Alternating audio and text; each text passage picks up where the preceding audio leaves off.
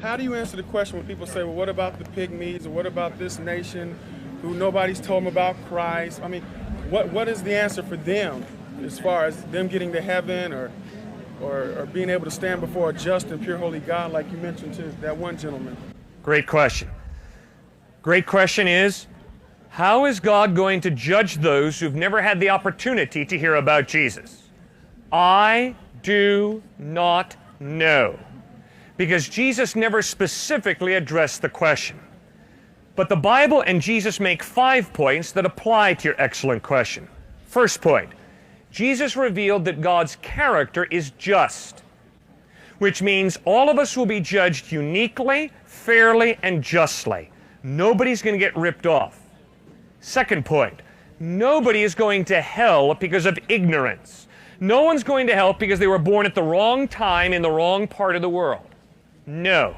The only reason people are going to hell is because they choose to live their life separate from God.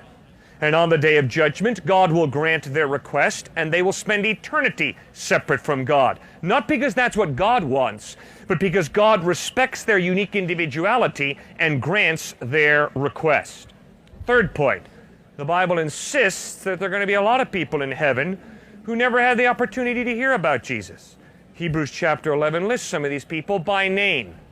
Abraham, Isaac, Jacob, Moses, Rahab, a Gentile prostitute. Obviously, they never heard about Jesus. They were born hundreds of years before him.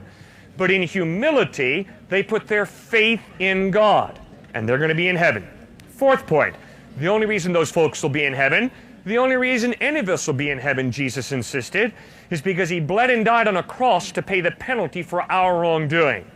Abraham is not going to be in heaven because he followed the law. He didn't follow the law. He wimped out on his wife, said to Pharaoh, she's my sister, so you can have her to be your wife. The guy was a coward. The guy was a sinner. The only reason Abraham's going to be in heaven is because he put his faith in God.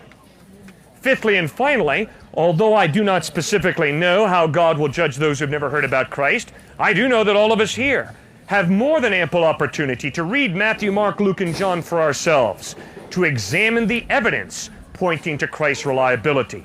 So you, sir, and I, we are responsible for what we do with Jesus.